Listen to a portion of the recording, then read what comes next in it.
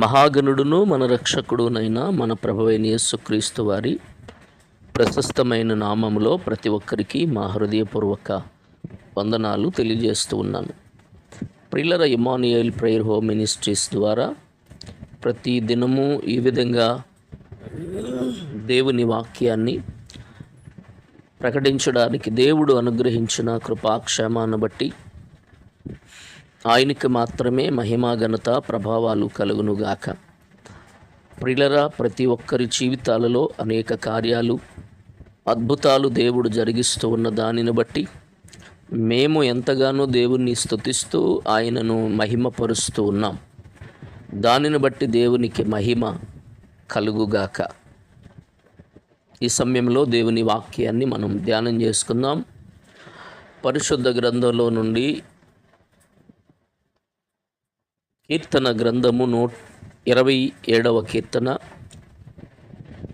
కీర్తనల గ్రంథం 27వ కీర్తన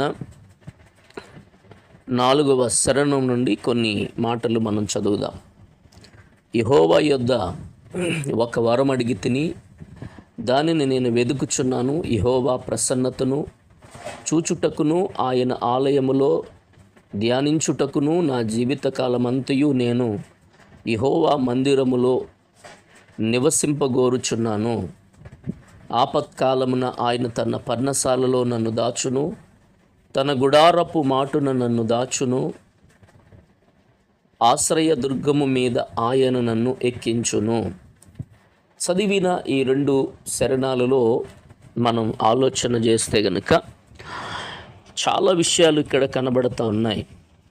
ప్రియులరా, దేవుని వాక్యంలో మనం ఆలోచన చేస్తే గనుక దేవుడు దావీదు జీవితంలో అనేకమైన కార్యాలు, అనేక అద్భుతాలు దేవుడు జరిగిస్తూ వచ్చాడు. అయితే మనం ఆలోచన చేస్తే గనుక ఇక్కడ భక్తుడు ఏమంటున్నాడు అనంటే, నేను దేవుని దగ్గర ఒక వరం అడిగాను, దాన్ని నేను వెదుకుచున్నాను అని మాట్లాడి యెహోవా ప్రసన్నతను చూడడానికి, ఆయన ఆలయములో ఆయనను ధ్యానించడానికి నా జీవితకాలం అంతా నేను దేవుని మందిరంలో నివాసము చేయాలనుకుంటున్నాను అని అంటాడు. ప్రియులరా, మనం ఆలోచన చేస్తే దేవుని దగ్గర ఒక వరం అడిగాను. ఆ వరం ఏది అనంటే, దేవుని మందిరములో నివసింపగోరుచున్నాను.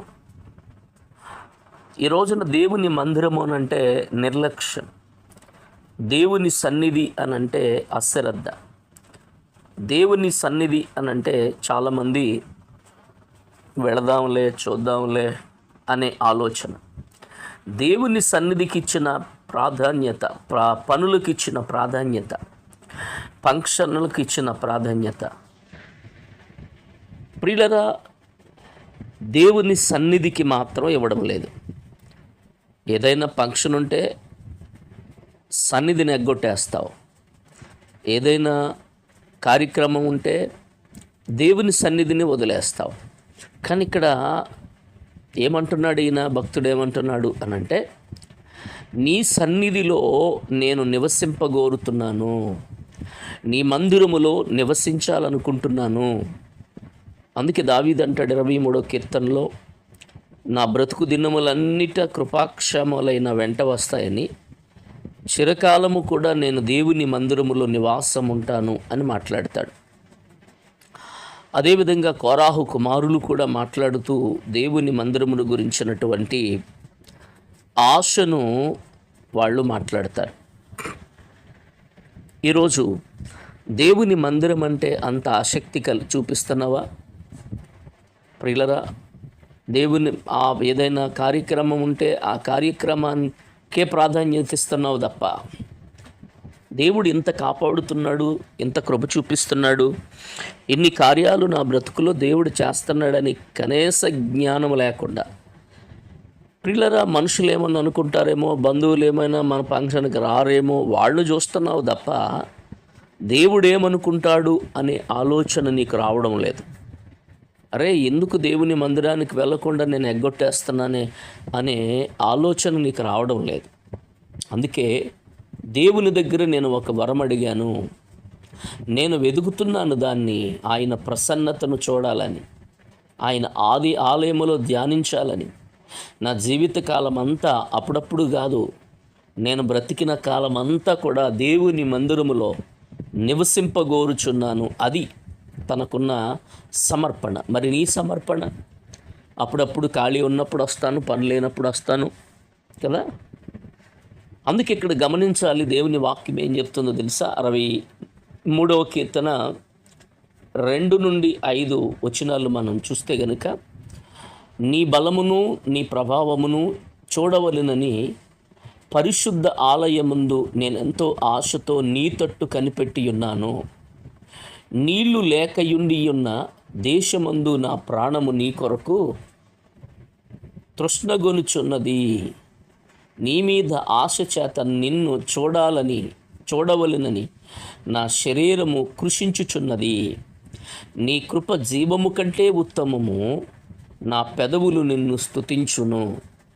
నా మంచము మీద నిన్ను జ్ఞాపకము చేసుకుని రాత్రి జాములయందు నిన్ను ధ్యానించినప్పుడు కొవ్వు మెదడు నాకు దొరికినట్లుగా నా ప్రాణము తృప్తి పొందుచున్నది. ఉత్సహించు పెదవులతో నా నోరు నిన్ను గూర్చి గానము చేస్తుంది. ఇక్కడ గమనించాలి, నీ బలము నీ ప్రభావము చూడాలని పరిశుద్ధ ఆలయముందే నేను ఆశతో నీ తట్టు కనబెడుతున్నా. నీళ్లు లేకయున్న దేశమందు నా ప్రాణము నీ కొరకు తృష్ణ కొనుచున్నది. చాలా నీళ్ళు, వాక్యం.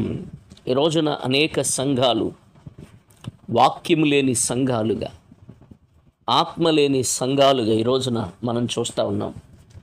భక్తుడు అంటాడు కదా, నీళ్లు లేని దేశం, నా ప్రాణము నీ కొరకు తృష్ణగొనుచున్నది. నీ మీద ఆశతో నిన్ను చూడాలని నా శరీరము కృషించుచున్నది అని మాట్లాడి, నీ కృప జీవము కంటే ఉత్తమము, నా పెదవులు నిన్ను స్తుతిస్తాయి. నా మంచం మీద నిన్ను జ్ఞాపకం చేసుకు ప్రతి జాము కూడా నిన్ను స్తుతిస్తున్నాను, ధ్యానిస్తున్నాను.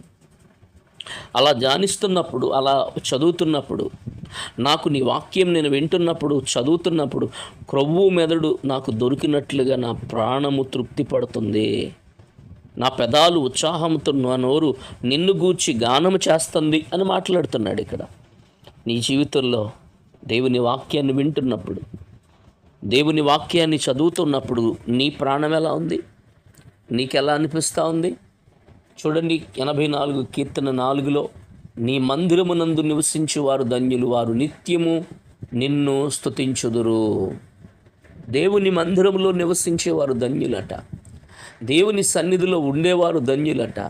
దేవుని మందిర ఆశతో మనం బ్రతకాలి. అందుకే ఆపత్కాలమున ఆయన నన్ను పర్ణశాలలో దాస్తాడు, తన గుడారపు మాటున నన్ను దాచును, ఆశ్రయ దుర్గం మీద ఆయన నన్ను ఎక్కిస్తాడు. ఆపత్కాలంలో దేవుని మందిరములో నివసిస్తే పర్ణశాలలో నన్ను దాస్తాడు, తన గుడారపు మాటున నన్ను దాస్తాడని భక్తుడు మాట్లాడుతున్నాడు. నీ జీవితంలో కూడా దేవుని మందిరానికి ఇచ్చిన ప్రాధాన్యత మరి దేనికిని ఇవ్వద్దు.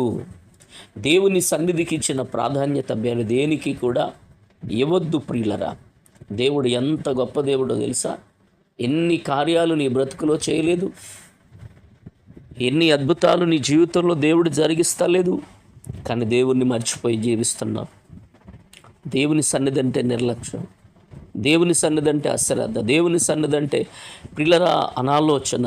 ఇవన్నీ వదిలిపెట్టి, అయా నీ సన్నిధిలో ఉన్న సంతోషం, నీ సన్నిధిలో ఉన్న సమాధానం, నీ సన్నిధిలో ఉన్న నెమ్మది నా జీవితానికి దయచే ప్రభువా అని చెప్పి ప్రార్థన చేద్దాం.